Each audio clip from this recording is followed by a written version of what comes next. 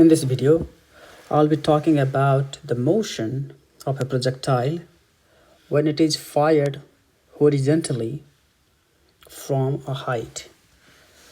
So let me draw the picture here. Let's say you are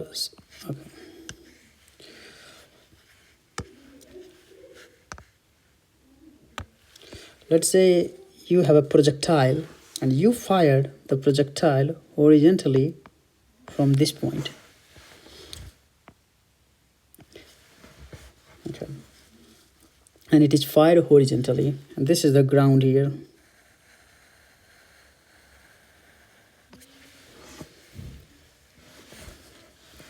Now, in this case, we'll be calculating how long does it take to reach to the ground and at what angle it hits the ground. So we call this as an origin. And let's say the velocity of the object at which it is fired is v0x. That's the horizontal velocity at which it is fired. The motion, this will be the path of the projectile. Let's say at any point the object is at this point.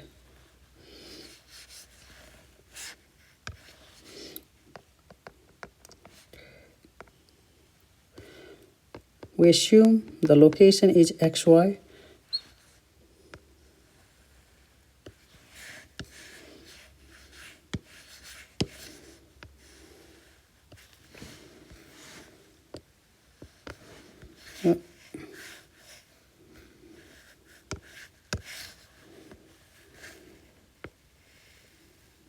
So this one will be the y.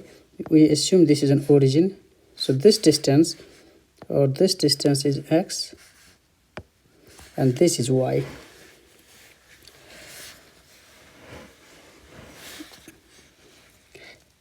So now let's call this height the height. This is the ground.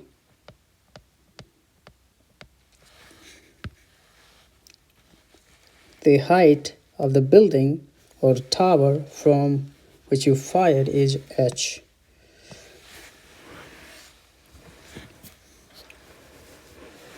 So in this case, let me write down the object is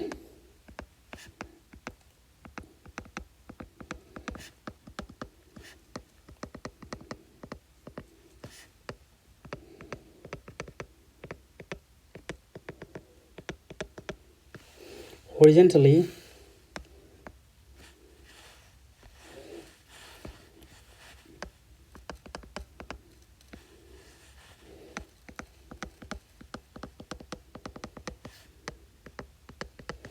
from a height h.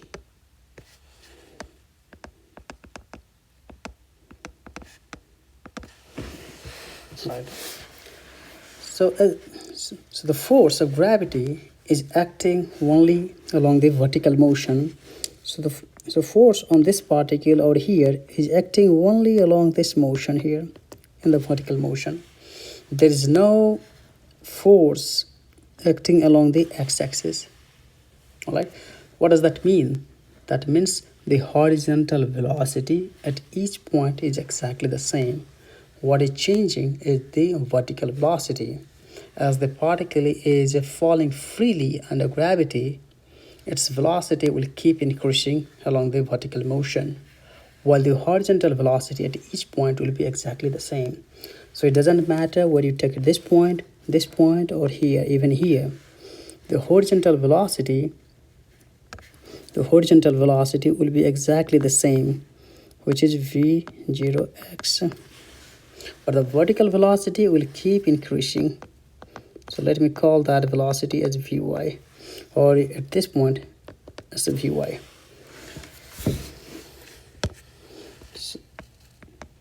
So horizontal velocity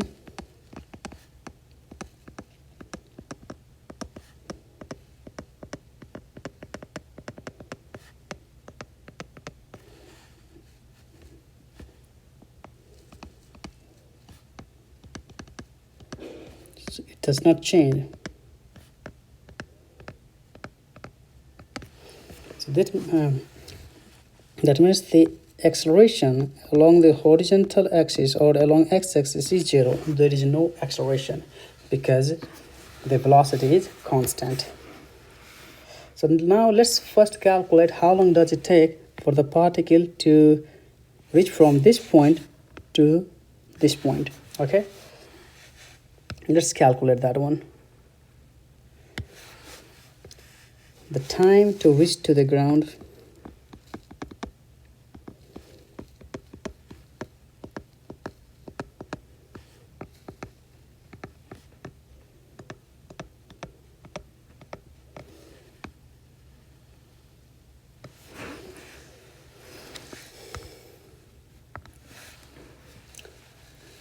So in this case, in order to calculate this time,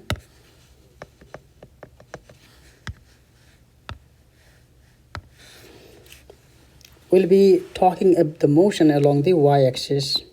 All the motion is now we're considering is along the y-axis. Let's use this formula here. And remember, along y-axis, what is the initial vertical velocity at this point?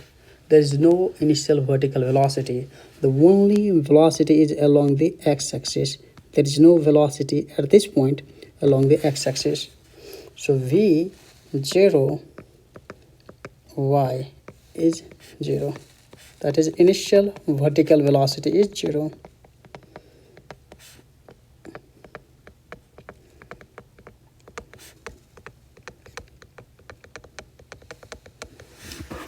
So we're going to use the formula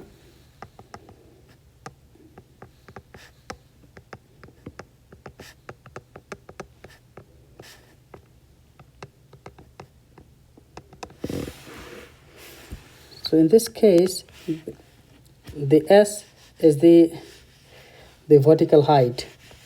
So in this case the vertical height is h, and the v0 is the initial vertical velocity, which is 0 half, and here I'm writing h, okay, half gt square, and this is h here. So we can find the time here, the time, and I'm calling this time as a capital T just to make a difference. So the time is given by 2h over g, square root of g. This is what you get if you solve this equation. Okay, this is the time to reach to the ground, this time. Now let's calculate what is the horizontal range. When I say horizontal range, that means the distance from this point where it hits the ground. That's the horizontal range. Let's calculate that.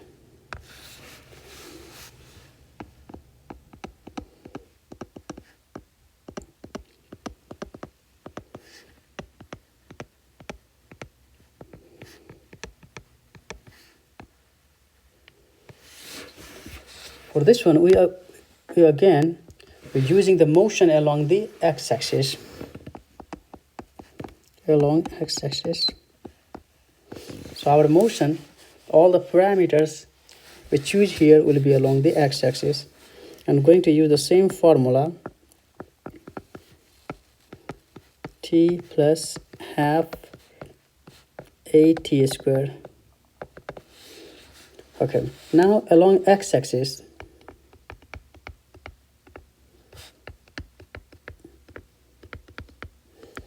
the acceleration is 0. There is no any acceleration because there is no force acting along it. And the initial velocity is simply given as v0x. So what you get is now, and we already have calculated the time here, this time. The s is given by the horizontal range.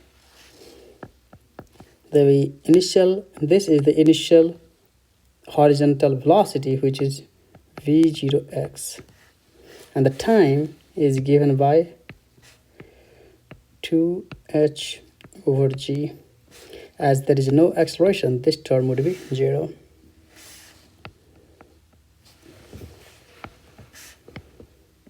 So r is given by v0x square root of 2hg. If the horizontal velocity is given, you can simply find out the horizontal range. That's how you calculate the horizontal range. Now let me calculate the vertical velocity at any time. That means what is the velocity at this point or this point or this point at any time. If you know the time, you can calculate the vertical velocity. Let's do that.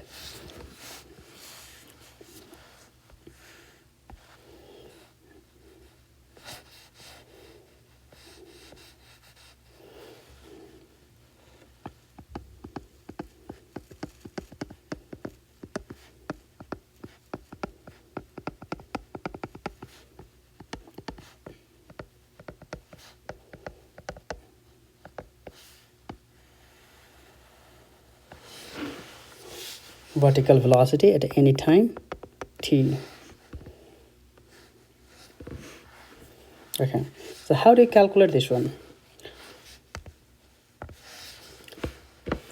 So remember the kinematic equation. V is v naught plus g times t, and again along y-axis. So at any point I can write down, let's say this is the v is the vy here, and the initial vertical velocity is 0.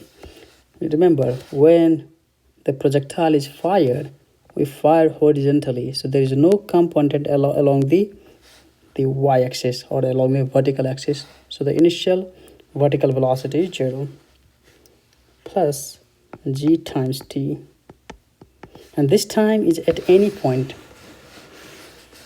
and at any time t. So this is how we calculate the vertical velocity. This is simply equal to g times t. So if you know the time, you can calculate the vertical velocity. The net velocity, let me calculate the net velocity now.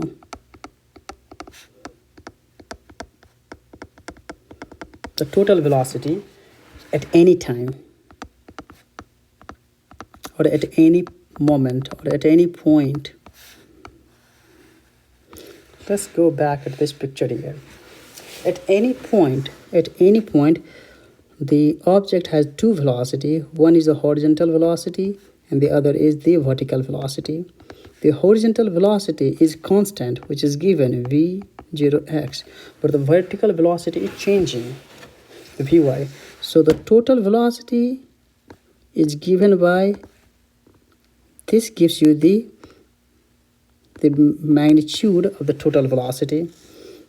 Let's say this angle is theta, and this is the v total.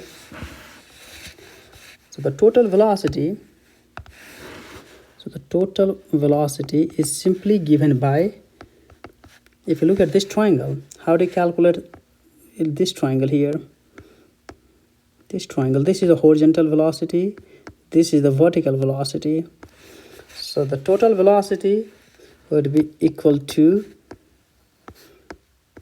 v square plus v0 y square.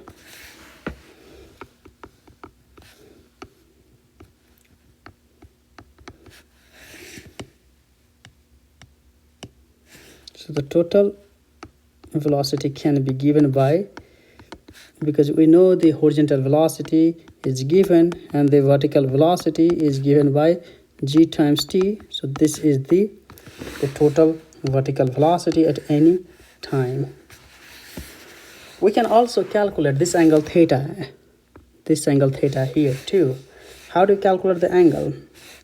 Let me write down here. Angle at any time.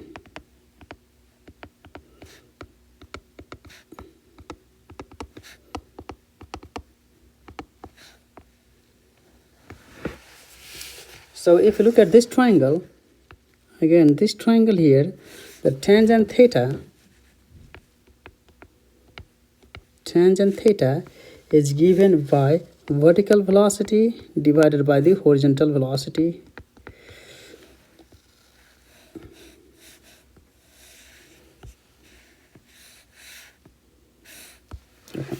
So theta